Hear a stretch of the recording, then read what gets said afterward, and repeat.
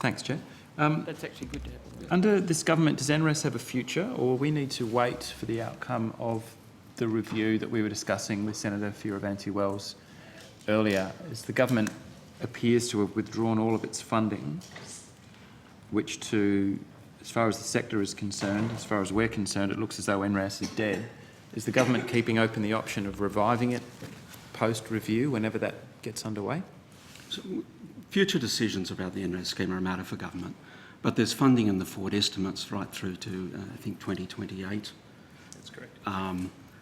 For the incentives that are currently in play, and the regulations in the scheme will continue to pay those incentives. Yeah, I understand that. You're not capping off incentives that are already in the field, but the government, and I don't mean you, the government itself is winding this back as aggressively as it can without breaching contracts. Does NRAS have a future past this review? I'm trying to get a sense, and maybe it's best to put it to you, Senator Fierravanti-Wells. Is there a decision made that NRAS is over, or are you keeping it option? Are you keeping the option live to reboot it after your review? Well, two things, if I can. One is that we clearly have decided to cap the scheme at around 38,000 incentives, and these funds are included in the forward estimates for these dwellings. Incentives under the scheme will be paid for 10 years for these dwellings, subject to eligibility conditions being met. We hope to improve the administration of the scheme. It has been watered. There has been a trading of incentives. We want to reduce red tape and better target the scheme. Basically, we're adopting a use it or lose it approach. And if delivery incentives aren't being met, if delivery conditions are not being met, then those incentives will be withdrawn. That's the first part. In relation to the second point I wanted to make is that, as I indicated earlier, there will be a review and there will be a number of matters under consideration, and no doubt NRAS will also be under consideration. Okay, but it sounds like if the government had decided that NRAS was dead, you were going to pay out your existing obligations and then that was that, you'd be telling us, right? So it sounds as though the scheme may survive, even though we've taken all the money off the table in the meantime. Well, we're not going to preempt any review, okay. But suffice to say that we will be meeting our commitments, as I have outlined, in relation to the current total of around 38,000 incentives. Notwithstanding the kind of concerns that Senator Bishop raised, which have been not just in WA, but have been canvassed quite extensively in recent months. Does the government believe that it worked as a supply-side measure? Well, can I just say this was another classic problematic Labor program. Oh, please don't It was start. poorly designed. Well, I have to, Senator Ludlam, because we're again having to clean up another mess in another area. It was originally intended to deliver to 50,000 dwellings. Yeah. It hasn't, but in addition, it has generated a secondary market in which the NRAS incentives are being traded like future shares. It was half-baked in its design. It has been criticised. Indeed, it's been criticised. I know Senator Bishop himself has been critical of it, as have other colleagues as well. So, no, as have I. As have I. And so in relation to it, we are now, as I've indicated, we have decided to cap the scheme at the current total of 38,000 incentives, and we will meet our obligations in relation to it. The scheme wasn't perfect by any means, but you must be aware that as far as the investor community is concerned, stability and continuity was their number one complaint. We, I think, as a result of the negotiations over the Queensland flood levy, had to talk the government out of killing the scheme. Now we're having to talk you out of killing the scheme. All the funds want is some continuity. There's a stable investment vehicle in the affordable housing space. So are you aware that capping it off, as you call it, or killing it, as I would put it, is providing exactly the kind of uncertainty that's been part of the problem all along? Well, Senator Ludlam, I'm sure this and other issues will be considered as part of the review we discussed earlier, and I don't want to preempt what may be in the review. So is the Commonwealth, are you proposing to just be completely inert, apart from all of the things that you've cancelled, until the middle of next year? Is that what we can look forward to? Nothing? Well, I would also, as I understand, there's also a Senate inquiry into housing affordability. Which I believe the government opposed. Which is also due, I understand, to report, and I'm sure it's a funny thing to hide behind, though. You opposed that reference. At an appropriate time, I'm sure that we will respond.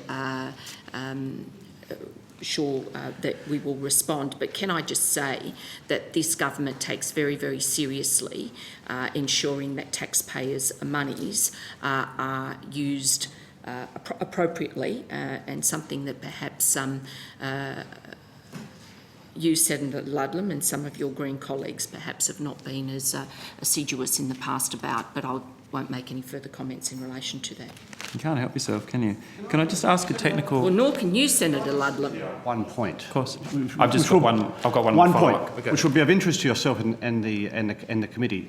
The Minister referred and used the word rorting in reference to, as I understand it, trading of credits.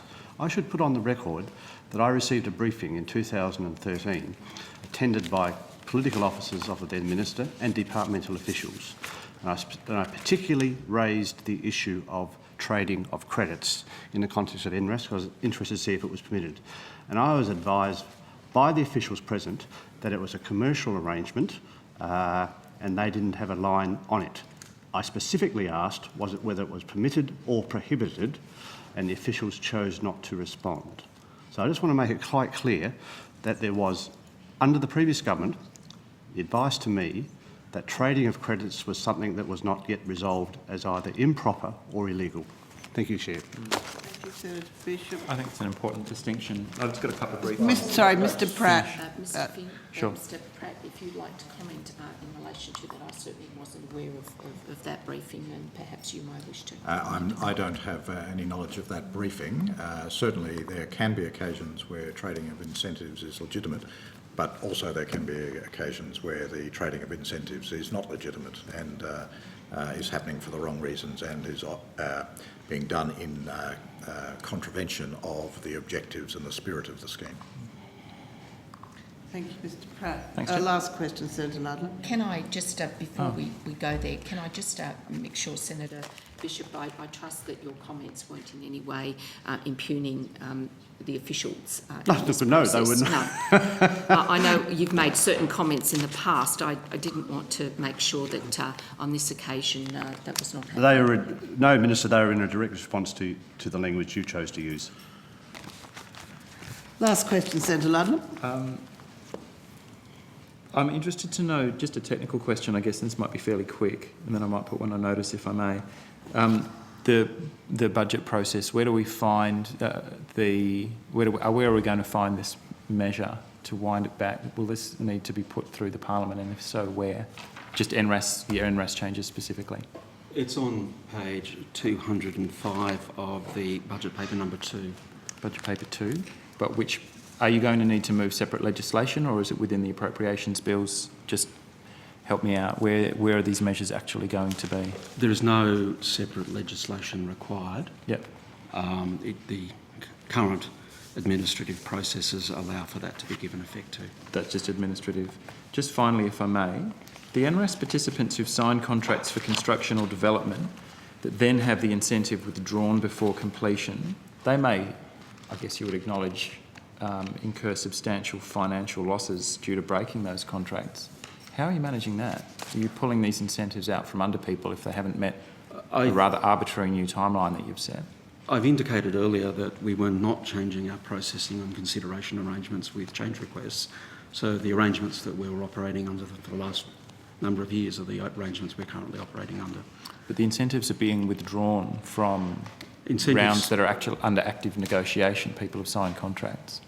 That's been the practice for some time, Senator. Okay, so no change. So we're not going to be hearing from a whole flood of providers who think you've yanked the carpet out from underneath them. I can't guarantee that providers that haven't delivered and are well overdue times won't complain, but I can say that our practices haven't changed. What if the result of their projects being overdue are due to bottlenecks inside the department in processing their applications?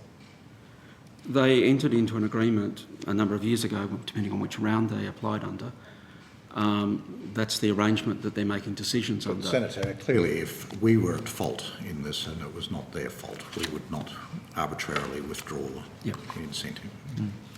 I'll leave it there. Thank you. Thank you, I'm not Senator acknowledging Ludlam. that we might be. No, of course. Did you heaven have forbid.